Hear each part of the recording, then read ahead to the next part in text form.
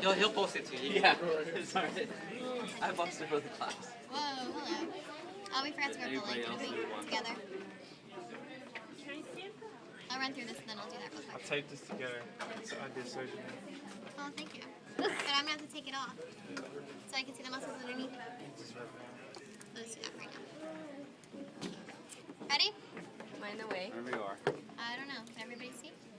Okay. Let's start with the anterior part of the thigh here.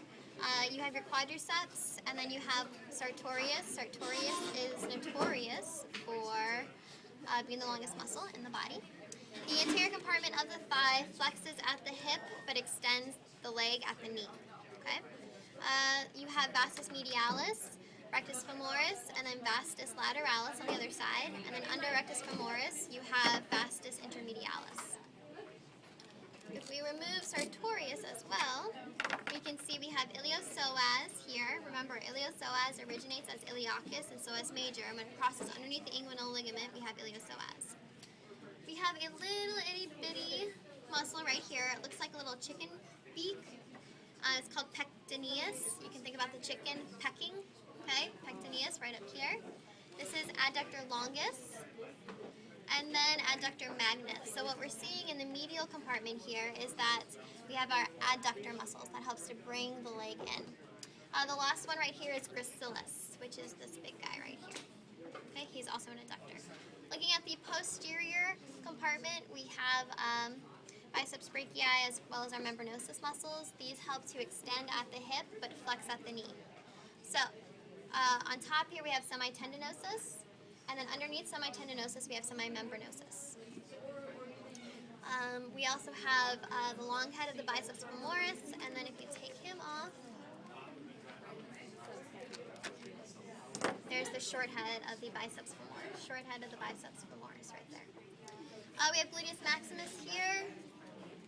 Gluteus medius is peeking through here. And then on the lateral compartment we have, sorry I can't see, tensor fasciolati. Okay, this is an abductor of the leg. It moves the leg out. This big band right here is the IT band, the iliotibial band. Moving on to the leg, we'll start anteriorly onto the leg. The most anterior muscle is tibialis anterior. Next to that, we have extensor digitorum longus, and then in between the two, you can see a little muscle peeking out, and that's extensor hallucis longus. These muscles of the anterior compartment dorsiflex the foot, or extend the foot. Okay, the dorsum of the foot's on top. Moving laterally, we have a lateral compartment made up of only two muscles. We have fibularis longus, and then more towards the bottom, we have fibularis brevis. These help to evert the foot. Okay, so the pinky toe moves up.